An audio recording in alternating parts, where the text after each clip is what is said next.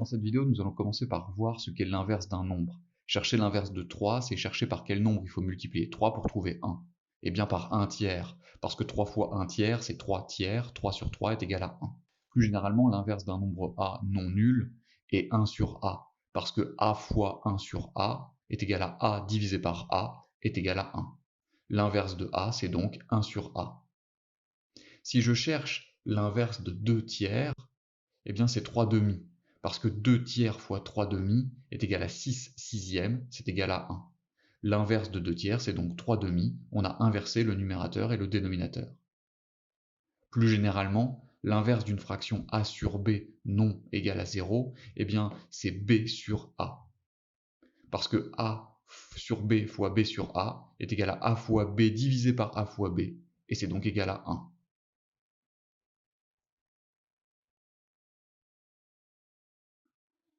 Le lien entre l'inverse et la division, c'est que pour diviser par un nombre, on multiplie par son inverse. Autrement dit, si je dois diviser la fraction a sur b par la fraction c sur d, où a, b, c et d sont des nombres quelconques différents de 0, eh bien cela revient à multiplier a sur b par l'inverse de c sur d, c'est-à-dire à multiplier a sur b par d sur c. Cette propriété qui fait le lien entre la division et la multiplication est l'analogue de la propriété qui faisait le lien entre l'addition et la soustraction et qui était que soustraire un nombre revient à ajouter son opposé. De la même façon qu'on avait donc un lien entre l'addition et la soustraction, on a ici un lien entre la division et la multiplication. Nous allons maintenant voir dans la suite de cette vidéo deux exemples de division. Premier exemple, 3 quarts divisé par 5 huitièmes. Et bien pour diviser 3 quarts par 5 huitièmes, je vais multiplier par l'inverse de 5 huitièmes. Donc 3 quarts est multiplié par 8 cinquièmes.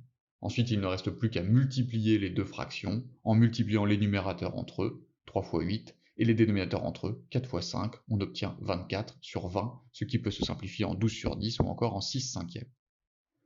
Autre exemple, 4 neuvièmes sur 7 tiers. L'écriture peut paraître complexe, mais cela signifie en fait que 4 neuvièmes divisé par 7 tiers. Pour diviser 4 neuvièmes par 7 tiers, je vais multiplier 4 neuvièmes par l'inverse de 7 tiers. Donc 4 neuvièmes fois 3 septièmes. Il ne me reste alors plus qu'à multiplier les numérateurs entre eux, 12, les dénominateurs entre eux, 63, ce qui peut se simplifier en 4 sur 21.